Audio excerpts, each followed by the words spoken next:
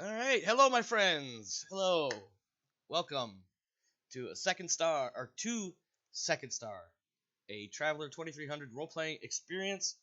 Oh, almost did Oh, an let me get my initial. notes open here. I can get my notes open. I mean, I had them open. I just got an alt tab. I got to do this thing on my phone. Oh my god, I started my whole spiel and I was not paying attention to what I was supposed to be paying attention to. Okay, there we go. All right. Oh, wow, it's been a weird week for me.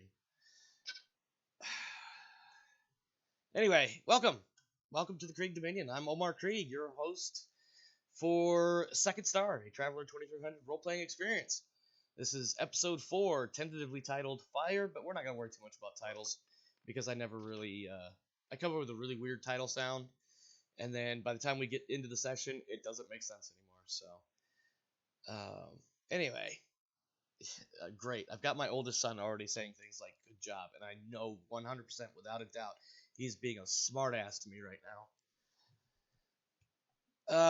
So with me, of course, we've got my 3 out of 4 players. Charles, you're always at the top of the list for some reason. Probably alphabetization. Why don't you go ahead and bring us up to speed? You know what's going on in your world? What's new for you? Uh, Nothing much really. Work is work, life is life. Actually, what was it? I was just talking to a friend of mine. We're making plans for a gaming convention in May locally in the region, down towards the Olympia area, for Cool. miniature wargaming. So we're making plans to spend the weekend going to go do that. Are Have fun. you are you in the Puget Sound area? Yeah, yeah. I'm down south. Renton, Kent, Auburn line, Issaquah. Okay. Yeah, I Are don't you want ever in North obviously. Carolina? No, absolutely not. Oh, He's My actually my not last that time far from me through because North he just Carolina was mentioned. Cherry Point. What's that? I said my last time through North Carolina was Cherry Point. Yeah. Had to go get an airplane from there one time. Yeah. So Charles, I keep forgetting that you're super close to me because Right. we're in the same state. Yeah, Um, not just physically, but also emotionally. no, I have no emotionally. emotions. I don't have feelings. Bullshit. You have emotions. Come on. Okay, fine. Don't tell anybody though. It'll be I our won't. secret. Don't worry. It'll be our secret internet. Yeah. No, don't worry. You can trust the internet. Yeah. You can always trust the internet. I don't believe that once. Anyway, sorry. Go ahead, yeah. Charles. Yeah. So anyhow, that's what I got going on next is making plans. So it's like figuring out how much money we're going to take with us, and Yeah. we're who's going to rent the room and what name and what the costs are going to be and some other stuff like that. So that's kind of been our plan for the last my week last week. Uh, Getting those emails. But like I said, other than that, work is work and life is life. And springtime has finally sprung around here. Shh. Don't say that too loud. It'll run Not for away. California. Don't say that out loud. It'll run away. Oh, I know. Yeah, that PN dub weather, man. If you don't like it, just wait 10 minutes. It'll be the same, but it'll have already gone through 4 other different iterations. Let's see. What do we got? Wiggles. What's new and exciting in your world, my friend? Yo, I got super early for a doctor's appointment, and it was uncomfortable, but I'm here now, and I'm very tired. Ah, very tired. I hear you. Really. Listen, if you feel the need to bow out, try to give us a couple minutes of heads up so we can try to wrap things up. If we have to close early, Probably go I ahead. just probably won't play with my New Zealand people. Yeah, I was wondering when you, and obviously I'm not going to go into all the details, but when you had messaged earlier or yesterday, I was wondering if you were going to be able to make your second group for the evening. But No, I should sleep. That game ends at 2 a.m. for me. I should probably go to bed. I've been up since 4:30. I should probably go to bed. yeah, probably. This doesn't sound like a bad idea at all. All right, Zamerson, my loud and most rambunctious member of my crew here, I am not loud at all. What are you talking about? lies. What's new for you, my friend? Nothing new on this end, unfortunately. Mostly just waiting. It's all a waiting game at this point, really. Anything new that will be happening to me, it will be happening probably within the span of probably like a few months or so. Okay. I got plans, but You got nothing, plans. Yeah, plans. I got plans. Yeah. Plans within But plans. nothing happening outside of these planning and saving. Mostly just saving, honestly. Yeah. Things are expensive in the modern era. Yeah, Who'd they have are. thought? Yeah, they are. It's fucking annoying, is what it is. Hey. All right. Well, I'm Omar Krieg. As I mentioned earlier, I am the Lord Commander of the Krieg Dominion and your host for this, the 4th episode of Second Star, a Traveler 2300 AD role-playing experience, where we collectively are the crew of the Far London ship Wayfinder, one of several ships assigned to this company called the Far London Exploration and Colonial Support Service. And this ship's mission is currently to get to, I believe I have it in my notes somewhere, probably handwritten, buried in a notebook, but currently the mission is to get to Beowulf to check in with the French Armed Squadron, or more accurately, just the group of ships that are responsible for the French arm. We have made it so far to kind of catch people up a little bit. We initially started down here on this orange glob that my hand is floating around. Here, let me just use this. So we started here a couple of weeks ago in the Alpha Centauri system. In the last couple of weeks, we did some stuff on Mars, and then we transited all the way out here to Neotikundu, which might be the only time I actually say that right tonight. So I may refer to it as either Wolf 359 or just Inferno, which is the planet. And speaking of the hell-blasted, nightmarish landscape of Inferno, we have a not a very good image, but a workable image of the map for the surface of the planet Inferno. And the Porta de Infer, which is where the ship is currently landed, is right in here in this area. If you look close, there is a star in amongst these white squares. That is the outpost. There's another outpost over to the far left side of the map, Naragana or Narajana. I'm not sure exactly on the pronunciation. That is the Azanian settlement, and as you can tell, there's a few other symbols on the map indicating mining facilities, weather stations, a few other things. But generically speaking, Inferno is just a blasted hellscape of holy shit, Mother Nature is scary. Yeah, this kind of sounds like ass. Yeah, if you guys remember, and I did post the Inferno background information or notes or whatever in Discord last week. It's rough. Non-breathable atmosphere. I believe it was hydrogen, ammonia, and something else.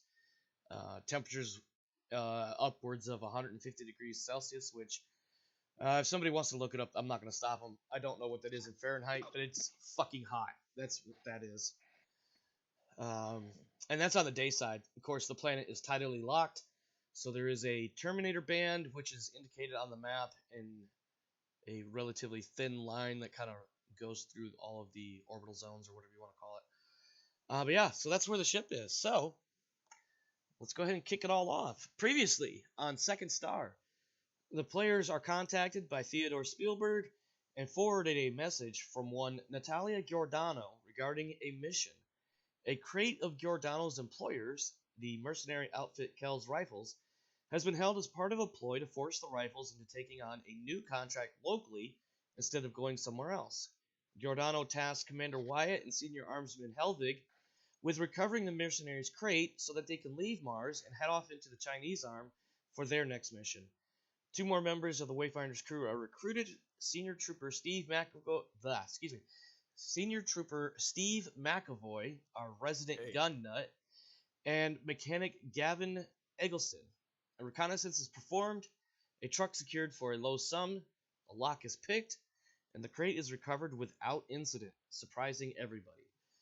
Finally, the crew and ship are reunited, and Wayfinder departs Mars, heading for their next stop, the planet Inferno in the Neotikundu system.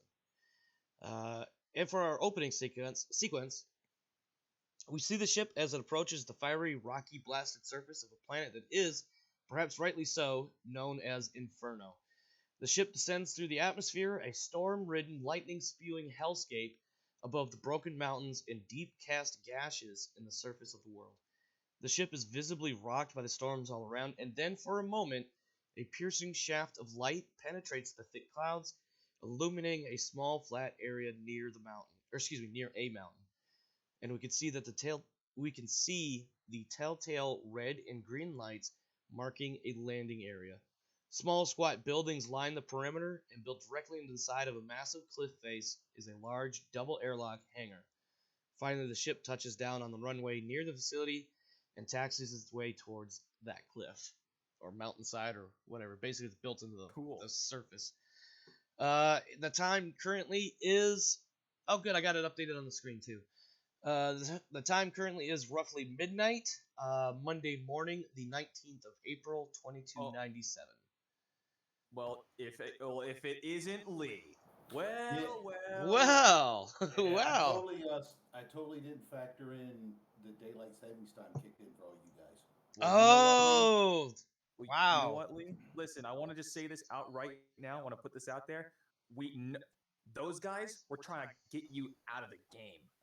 Oh my God! Shut up. Okay. They was like, we should kick this guy, and I'm like, no, we can't do that. That's not at all how the conversation was going. But let me not put anybody on blast. Lee, welcome, my friend. Lee is our fourth member of the crew, or excuse me, our fourth player of the crew, who in previous weeks has had a very sketchy schedule or difficult schedule to work with, and has only made it probably on screen for about 20 minutes or so, like 2 weeks ago. So we're going to give Lee a quick moment before we continue. We're going to try to catch him up where we need to. And of course, before we do all that, as soon as he's situated, like textiles, we can have him do some a little bit of an intro, catch us up on new things in his world. As I recall, week 1 or episode 1, Lee was not able to join us because damn it, Wiggle's random word insertion threw me off, and I tried so hard to fight it. I went skiing. Yes, skiing, family trip. That's right, Lake Tahoe with all that snow. Yep, and then episode 2, he was here for about 20 minutes, 30 minutes, something like that, and then had a meeting that he had to go to that he could not get out of. Board meeting. Yep. And then last week, I believe it was more family stuff, but I don't remember specifics, and it's probably not terribly important. Yeah, I just might spend time with my granddaughter. Yep. So, welcome, Lee. And she trumps all of you. As she should. As she should. Family definitely comes first. I can't argue that. Tell me that I don't No, trump? you are not number 1, Sam. What are you talking about? I'm number 1. In your world, perhaps, but the rest of us have our own worlds. Hey, quick question, Creed or Omar. Yeah. What? Actually, no. I can ask that after Lee's done with his stuff. Okay. I'm just logging in here, man. All right. So while you're doing all that, is there anything you want to bring the viewers up to speed on, insofar as new and exciting things in your world? Projects you want to shout out? No, nothing that merits anything. Just nose to the grindstone lately. Yep. For my job, we're in proposal season, so. Gotcha. Yeah. All right. Well, while he's getting situated, Zam, you had something you wanted to throw at me? Yeah, it was just a minor question, honestly. Uh-huh. And just kind of general question about the game as a whole, really. Why are the maps like this? Why are they all triangular? I don't get that. So this is I forget the exact, I want to say geodesic map presentation. Yeah. A lot of it's an easy way to put a 3D spherical image onto a 2D plane. That's right. Okay. Does that say? Yeah, if you were to cut this open, Zam, and like with some scissors, and you folded those outer triangles, it would make a really clunky globe. So it's a way to look at it. Holy shit, we got some And VIP types in the chat. Sorry guys, I'm gonna cut in just for a quick second.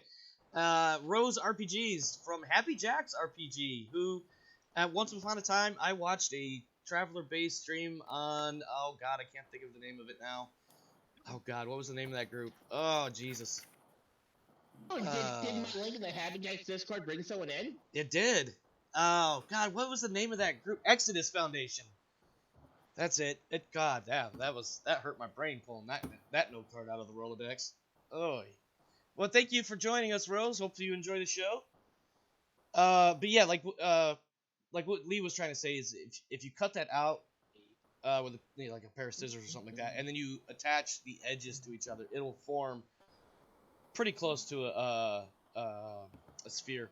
Wow, Lee, Yeah, your mic Lee, is like, you sound like a horror character or like a horror video game character of some yeah, I kind. don't, Like I just got jump scared by yeah, something. like all of a sudden I got like feedback in my own headset. That No was offense to Lee or weird. nothing like that, but that holy shit. Yeah, that one, like I was already kind of used to this headset, but all of a sudden it just like kicked up another notch. All right, so we have arrived on the surface of Inferno. The ship is taxiing its way inside the double airlock hangar. It's a pretty large facility. Like you could probably hold 4 or 5 more similarly sized ships, or maybe a couple of even larger ships.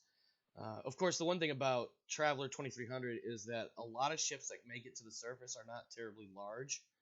Um, I'm not going to go into trying to figure out any definitions or dimensions or what have you. But generally speaking, most larger vessels don't make it to the surface of a planet just because it's too much. It's just too damn expensive, both energy wise to get a ship onto the surface or back up into space, or too expensive for the amount of fuel and the engines and all that stuff. But yeah, so you make it into this super large hangar. Let me pull up my notes so I don't lose track of myself here. When the ship arrives, you'll land. You get taxied over to the hangar facility. It is literally carved into the side of a mountain, and then from here the ship will be secured, and umbilicals attached for fuel and life support topping off. Wiggles, are you ready to crunch some numbers? I'm gonna throw some at you. Sure. How much? What do you want to start with? All right, berthing costs 80,000 a week. 80,000. Yes, you are no 8 longer. 0, and then Yeah, like 8 and 4 Oh. zeros. It's expensive out here on the frontier, and because you're no longer in the core. Jesus Christ. I mean, it's funny that I get it when the designers made the game that Earth and Alpha Centauri would be the core, but you'd think the first couple of worlds leading into the different arms that would be like core light, but it's technically the frontier. So 80,000 a week, and that gets prorated as it did on Mars. So you pay 80,000 up front, but you'll get a bunch of that money back. Based on how long you're actually on the surface. Fuel costs are 2,000 per ton, and my rough ass, very poor math estimates roughly 12 tons of fuel used to get from Mars to Inferno. And somebody with better math knowledge of how ships and that stuff work, well, they wouldn't be able to do it anyway because I have not publicly released the stats for the Wayfinders. So good luck. Well, goddamn. Let's see. So, are we only here is it like a pit stop, or are we here for some other So- purpose I might have forgotten? So the biggest reason why you're here is you would be in the system for about 2 days anyway, because of that whole gravistatic charge that gets built up during stutter warp. So you have to stop here regardless. The main reason why you're here, other than that, and it's more like, well, since we're here anyway, we might as well conduct some trade. So when the ship, and mind you, it's midnight right now, so the captain is basically like, the only people that can leave the ship is the captain, the XO, the chief steward and his little assistant steward, because they're going to go out and make sure that the proper food stores are brought on board or whatever. And obviously the captain or the XO, because, well, they're the captain or the XO, and they're going to be doing official captain XO duties. Anybody else that wants to leave the ship needs permission from the captain, although, you could probably bug the XO, and the XO will probably be like, yeah, why not? Let's go. Go on a little adventure in the Inferno. But honestly, Nice. honestly, other than the fact that you just flew through, 17 gigantic hurricane-sized thunderstorms on the way down, it's midnight. You're probably asleep-ish. Yeah. Well, yeah. Or trying to sleep. Anyway. Let's talk cargo. You have... Oh, shit. I wonder if I still have it. It's on the spreadsheet. No, I had the spreadsheet. I just realized I had the spreadsheet open, and for some stupid reason, I closed it. So now I gotta find that link again. Let's see, where is it? Oh, you did put it in Second Star, not in Traveler. Okay. Oh, no money, Charles says in memes. I love the memes. You got to get on my Discord server. You got to throw some memes while the game is going. I love it. It makes me laugh whenever I look at it. Where is? Oh, nope, that's not it. Nope, that's my playlist. Nope. Wait, there it is. wait. Space Money. Charles, you're a broke ass. Damn, dude, I know how it feels. I only got like $67,000, some shit like that, man. I'm broke too, man. Where am I going? Okay. I feel that. Paste and go. And you picked up, while I wait for it to finish loading, because I don't remember everything, and sometimes I keep decent notes, and most of the time I don't. Oh man, Atari sounds. That's what that sounds like. Atari. There we go. That's what it sounds like. Yeah, Jesus. It's not so loud for me. It's just kind of disturbing. It comes out of nowhere. I feel like I'm gonna like get. I feel like there's like an evil monster behind me or something like that. All right, so let's go ahead, and I'm assuming you're going to be looking for a way to get rid of these manufactured goods and cybernetics, correct? Yeah, this place does. Yeah, this place has like I can like find it. This place has an internet, right? Mm-hmm. All right, fantastic. Yeah. That's easier. I mean, so that'd be my admin skill plus something else. Well, so here's what you can do. And this is not uncommon. So the one thing about Inferno, and I gave you guys a little bit of background information last week, both read through a bunch of notes on stream, and then I left a handout in the Discord channel. We can assume, without a whole lot of research, that a general information packet is readily available or not terribly hard to find regarding Inferno. And one thing that you'll know about Porta d'Enfer, is, it's basically built, the first level, ground level, is built in the side of the mountain, and then the other 8 or 9 levels just descend into. Oh my goodness, Lee, I love you, man, but oh my God, I don't know what's going on with your mic. Hold on a second. Hold on. Guys... It's. I'm gonna pause this for a second. Yep. Lee, go ahead. Okay. Did I get a mosquito bite on my arm? I feel take it out loud. What kind? Do you have a microphone like at all? Yeah, of course he does. What do you think? What do you think we're hearing? Okay, I'm just checking. I know some people that have like mics on their PC. I'm talking about an actual like microphone, gotcha. Headset or something like that. I got you. Oh, I'm wearing a headset. Okay. Now, what are you guys hearing? Okay, we're hearing a lot of. I mean, saying it sounds like Atari sounds doesn't really help you much. We're just hearing a lot of crazy noises on your end for some reason. And it's probably just like weird. It's probably some kind of static or some shit like that, or like just white noise. It sounds like you have a voice activated mic that is constantly being activated, and so it's picking up like a background, almost like a fan or very low level static sound. But every now and again, let me make some adjustments. Yeah, every now and again it intensifies a little bit, not like loud, but it definitely goes up a bit to being much more noticeable. Yeah, like it's almost as if I can hear it over Omar sometimes. Yeah. Oh my goodness. It's the same low level. Try going into your voice and video settings maybe in Discord and just fiddle with that stuff. Maybe go to if you can't figure out how to permanently fix the problem, maybe just go to push to talk and set a button to push to talk so that when you want to say something, you just press the button. Just don't forget to do that when you're talking. Yeah, all right. Yeah, sorry, man. I hate anything else. I hate to be an asshole about it. I'm not even trying to be.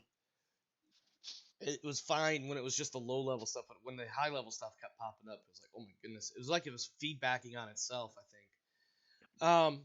What I was trying to get at though is, so a lot of people would know as far as Porta d'Enfer is that also my French accent absolutely sucks, so I hope everybody, and not you guys, because you guys know how I suck at accents, but mostly the viewers, Porta d'Enfer is totally wrong. I know I'm butchering it a little bit, but it literally means the gates to hell in French. Anyway, so the ground level, there's a few buildings outside, and then the massive double airlock into the side of a mountain, and then the rest of the facility goes underground for like 8 or 9 levels. And there's like level 2 is the administrative level, which is where a lot of the obviously the colony administration is, as well as some small businesses, but also mostly devoted to AMEC, which is the Aberdeen Mineral Exploitation Company. It's a company that honestly, I don't have all the notes in front of me. I don't remember all of it, and I should have had it open. But basically, they're like, if this was Aliens, this would be Weyland Yutani on a more localized level, not necessarily like several star systems, but here specifically on Inferno, they're the ones that are mostly responsible for all of the mining and stuff like that. Cool. And so therefore they're making a lot of money off these minerals and metals being pulled out of the surface of the planet, and a lot of that money goes back into it because they're buying more industrial crap to dig with, and so they help fund this facility, this outpost. So anyway, level 2 is like all your administrative stuff, and there's some businesses there, and AMEC has a cargo handling and negotiation office for a broker. This information you probably wouldn't have right away in your initial real quick, idiot's guide to Inferno.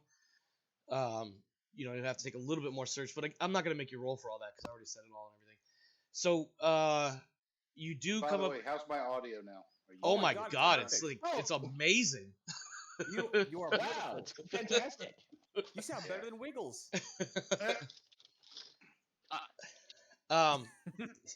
Anyway, so you are able to come up with a name and a location for her office.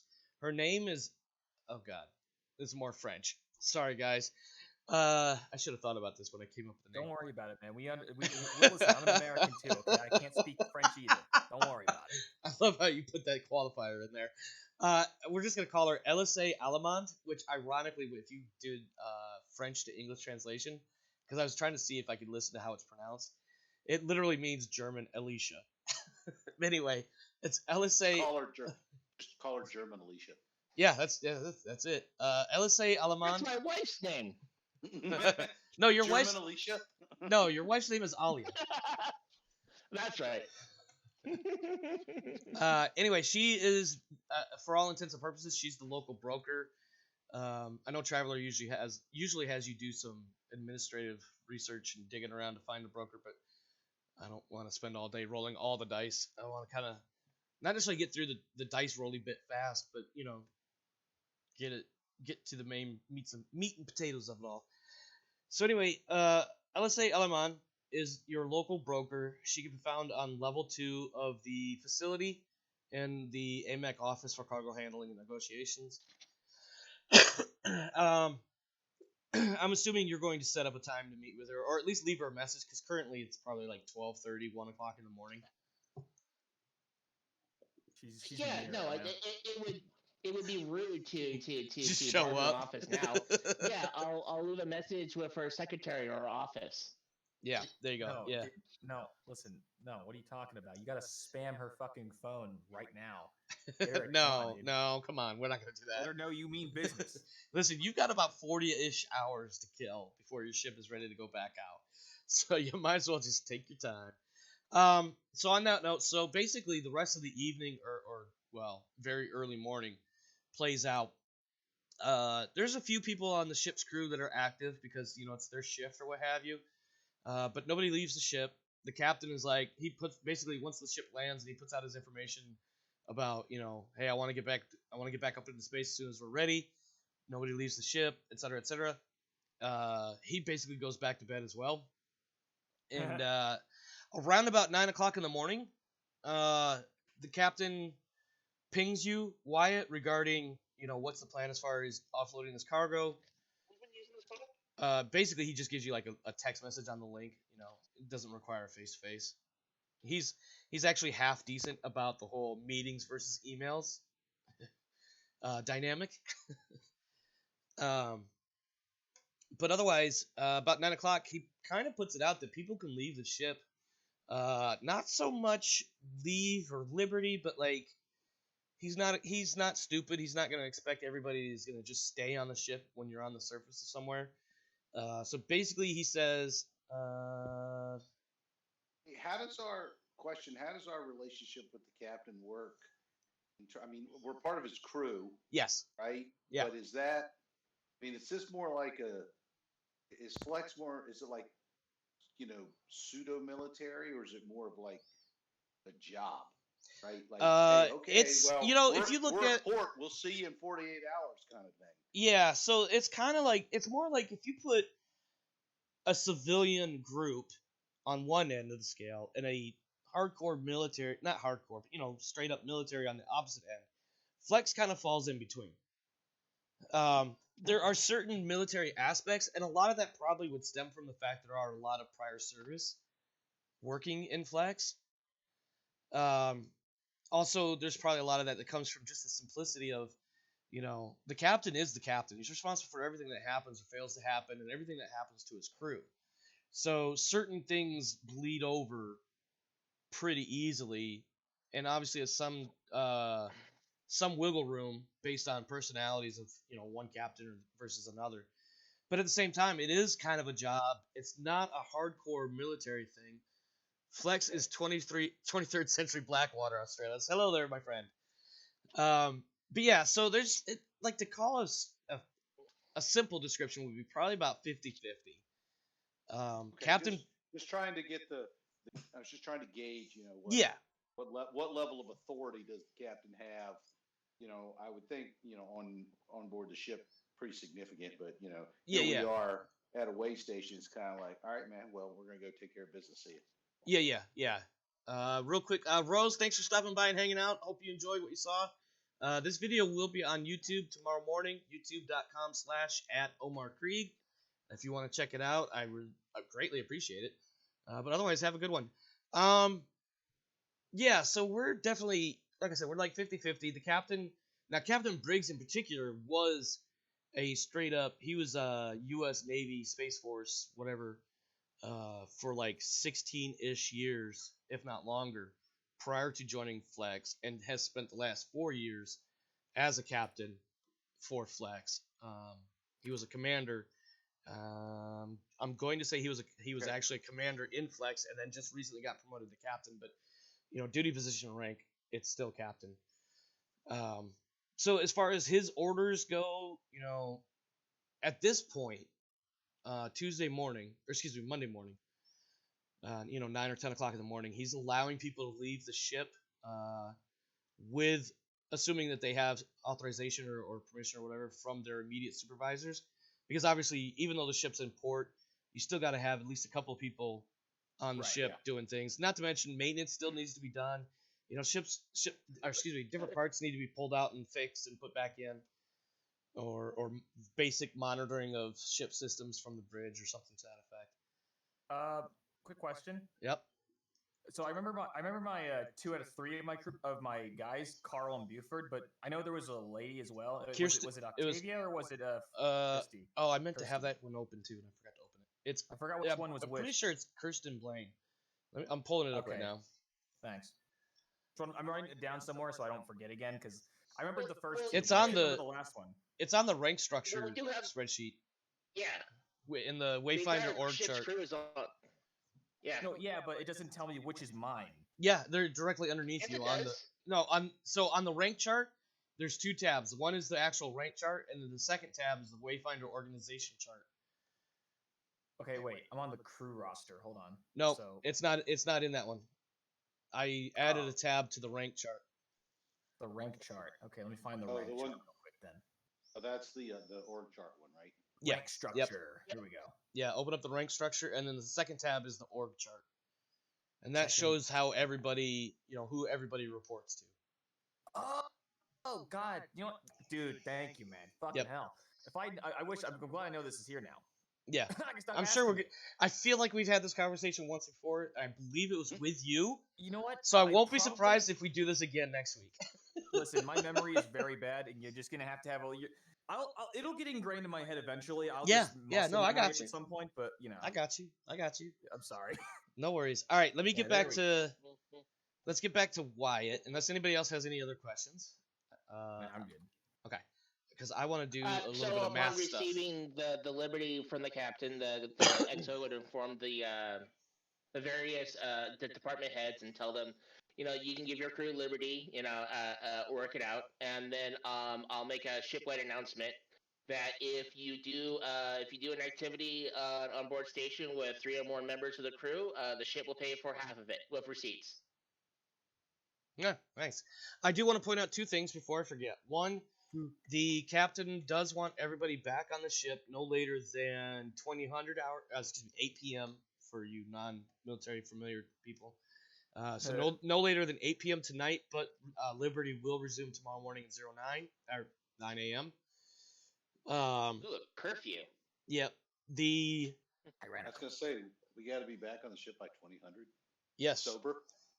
Listen, sobriety is not a requirement. It's just once you back on the ship. The other issue or the other thing I want to point out real quick, and because I like this is actually pretty cool that they did this.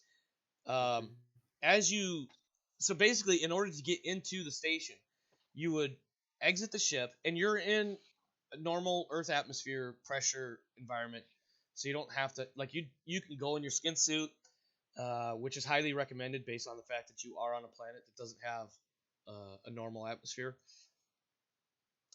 You exit the ship, and you cross the tarmac, but everything's sealed off, and you enter so like your ship entered this huge double airlock, but there's like man-sized airlock systems inside. You enter there, but scrawled above the doorway, for lack of a better thing to call it, written in French, German, and English, are the words "All hope abandon, ye who enter here." Once you go inside, there's actually to something. I forget it. I want to say it's Dante's Inferno. It is Dante's Inferno. Yeah, and there's if you know like the planet names that I listed last week for the rest of the planets in the system, they're all references to that work. I forget exactly like the different layers of hell or something like that. It's 7. Would you guys be disappointed if I was remembering that from a scene in Ice Age? No, I wouldn't. Continental Drift. But that's where whenever you see that phrase, that's where it comes from. Okay, I figured it had to be, but you know. Yeah.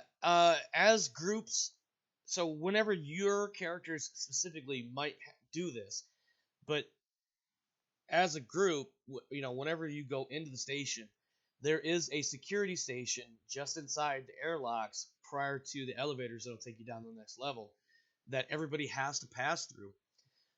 There's a quick safety and security briefing, specifically things like no weapons, no body armor. They have scanners checking for all that stuff, of course. But also a safety briefing. If you guys recall, the planet Inferno is incredibly seismically active. Earthquakes are a common thing. The basic procedure is that whenever there's an earthquake, the airlocks to your particular section of the facility, no matter where you are, what level you're on, if you're in a bar or if you're in a warehouse, whatever it is, the biggest thing is to make sure that your local airlocks are sealed in order to, in case something, basically breaks the atmosphere or I can't think of the word. Atmospheric breaches or things of that nature. If you remember that decompression. I'm not sure if decompression is the right one because the local atmospheric pressure is about the same as Earth. It's just you can't breathe hydrogen and ammonia. So it's toxic. Yeah, it's toxic. Yes, thank you. Or tainted. Yeah, it's. I think it's actually exotic. I'm not 100% sure, but it's definitely not breathable. You're gonna die within a minute or two, without oxygen. But so one thing I haven't hit on and Wiggles. What did he do? What did he do? I get his humor. Classic Wiggles moment. So when they built this facility, if I understood the source book that I pulled this from, when they built this facility, they basically dug this big ass shaft, and then they built the actual outpost layer or level by level, and each individual level is has Jesus, I can't think of the word I want to use. They're think of something like zip lines shot into the sides or the walls of the shaft, so that the facility actually is suspended. The book if you look at like guide wires on a kind of like it's on like a telephone line, something like that. Yeah. So there's a lot of like it's actually a really cool little thing to read if you get the Nyota Kundu source book that is like 50 years old. There's a section in there where it talks about how they built the facilities. It's actually kind of a cool concept, and I wonder how feasible it would actually be in high earthquake areas. But anyway, there's a lot about earthquake safety and what to do when the earthquake, not if, but when the earthquakes happen. And a lot of it is like your normal things, trying to get under sturdy structures and things like that, and then making sure the airlocks are sealed, rendering first aid to whoever might need it, calling for help as soon as the earthquake settles back down again, things of that nature. Pretty basic stuff for the most part. But other than that, once you get on the elevator, there are 10 different levels that you can go to. Level 2 does have some restrictions. You need to have like official business. Like they won't stop you from going in, but when you get there, you have to check in and basically like tell them why you're there. That was sexy. What? Somebody burped. It was me. Yes. Don't do that. Don't call me sexy. Okay, I'm not. I wasn't calling you sexy. I was calling. Anyway, we're gonna get off track here. Like quick rundown. Like I said, level 1 is the ground level. Level 2 is the administrative stuff. Level 3, 4, and 5 are the domestic dwellings, basically the apartments and whatnot. The third level is the poorest level. The fourth level is like the middle class, and level 5 is the more richy people. Level 6 is just basically a bunch of spheres that are interconnected with each other on a ring. Basically a bunch of different parks. They're kind of like park-like habitats, containing plants and animals that are native to Earth. A lot of fluorescent overhead lights, and there's like grass and stuff like that these animals can eat, and then they have like additional commercial feed provided to make sure the animals are given enough nutrients. Level 7 is a bunch of shops, so basically that's your big commercial district. Where you can go and do a lot of shopping and stuff like that. Level 8 is where the restaurants, theaters, nightclubs, taverns, and other forms of entertainment. And then level 9 is going to have some restriction as well because that's life support systems and power, as well as level 10, which is basically some storage stuff. It's like where they hold a lot of their stuff when it's not being prepped for being, when it's being brought in or when it's being prepped for leaving the planet. I want to do Wyatt and the cargo stuff, and then we can get into whatever else you guys want to do for the rest of the day. And then we'll see what goes from there. Wiggles, I believe you were saying something in chat in TTS about some of the stuff you'd rolled. What are we looking at? You've got... I need to know the opposing broker roll. The opposing broker DM. Yes, she has a +3. God damn it, everyone's a better broker than me. Well, they get hired by these companies or run companies of their own for a reason. +3 is really highly skilled, too. Yeah, she's a young one, but she apparently picked up on how math works really easily. I see you guys like my word Alright, choices. cool. So that's a 14 on cybernetics that I'm selling to her. Which will be Where'd you roll at? I didn't see some of those cybernetics. Let me scroll through the. I rolled it in the chat. I believe you. I want to see, but I can't see it. I can't see it. Why can't I see it? It's up. It's in there. I believe you. I see a 15. Oh yeah, see rolling for cybernetics 15. So you ended up with a total of what you say 14? Yeah, because she has the one better. 2 with her -3 is a -1, so 14. Yep. All right, so 14 on the sale is 115%. 15%. Hell yeah! And you bought it at 20,000, I believe. No, it's based on it's on base price, not on current price. Oh yeah. Base price, and the base price is 20,000. So 115% of that is going to be 20 times. Oh, I got the math. 115 times 1,000. So that's 23,000 per ton. Times 10 is 230,000. I'm assuming. Yep, you're already in there digging it. Got it. Your comma's in the wrong spot. There we go. That sounds better. And did you roll? Oh, that was you rolling for your cybernetics. I was looking at the wrong item. My bad. I was looking at manufactured goods. My roll for the manufactured goods. Thank you, Quinn. Was crap. I have to look. I have to go scroll up myself.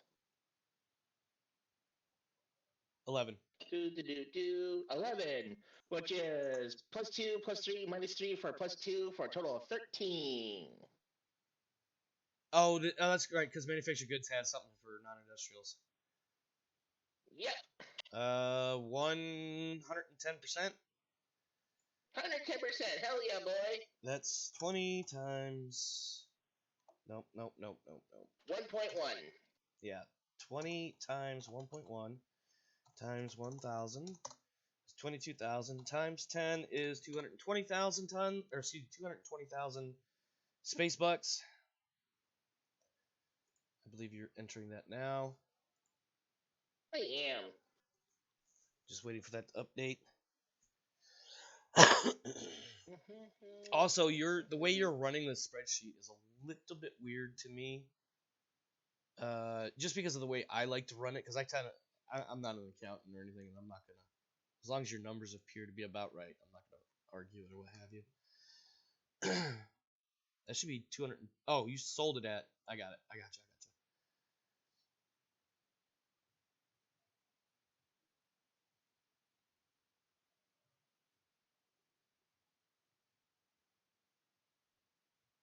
$187,000. It's silent all of a sudden. Am I Yeah. supposed to see it? No, you're good. He's doing it on the spreadsheet. Yeah, I'm just doing math. Yep. Boo, math, boring. You're- My game? No. Yes. Some people, ironically, depending on the game, some people really enjoy watching or overhearing the spreadsheet side of things, the number crunching. It's actually sometimes it's a little weird. The number I don't like so much the number crunching so much as I like watching my number go up. Well, no, period. I agree with that, but a lot of there's like I also do King Arthur Pendragon role playing, which is my blood and glory. I've seen people that have also run that game, and it's like they love getting into the spreadsheets of it, figuring out all the because they do like basically your session is built around 1 year's worth of activity. So there's like a feast phase, campaign season phase, and then winter phase. And some people really enjoy that winter phase because that's when all the bookkeeping stuff happens. Yeah, I hear you. I got where you're coming from. I know it's not for everybody. So we made An error. No, we didn't make an error. Oh, I forgot a 0. Yeah, on the. So we went 400,000 in. We got 507,000 out. Nice. Sounds good. All right. Yeah, and I put in Discord last week your cargo availability for Inferno. Yep, and I rolled all that too. There was 10 available, and I wrote 10 sets of numbers for that. Hold on. That was with the dice I rolled at the start of the session. Oh, okay. What were you trying to do? What were you rolling? Oh, trying to find your. Jesus Christ, brain is not keeping up. Try that one more time. Sorry. Oh, you rolling your. Go ahead. Yeah, I rolled all the dice for those trading goods, so I know how much they are. Gotcha. And yeah. Okay, so what do you want to look at? What do you want to look at purchasing here? You are on a non-industrial world, and I believe with the stuff in here, none of these are actually non-industrial bonuses. So. No, unfortunately, most of them are negatives. 6 minus 4, 5, 10, 11,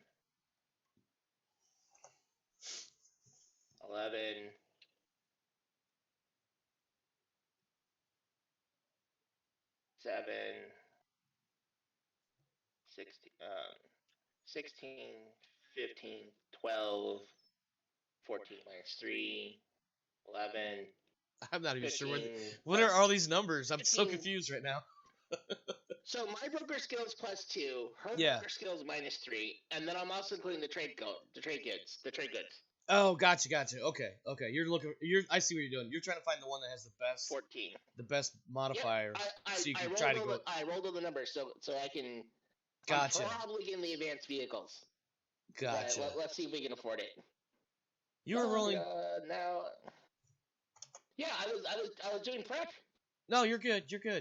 I was confused for a moment though, because you were rolling 3d6, and I'm trying to think. That's what you rolled. No, you're right. It is 3d6. Okay. Yep. All right.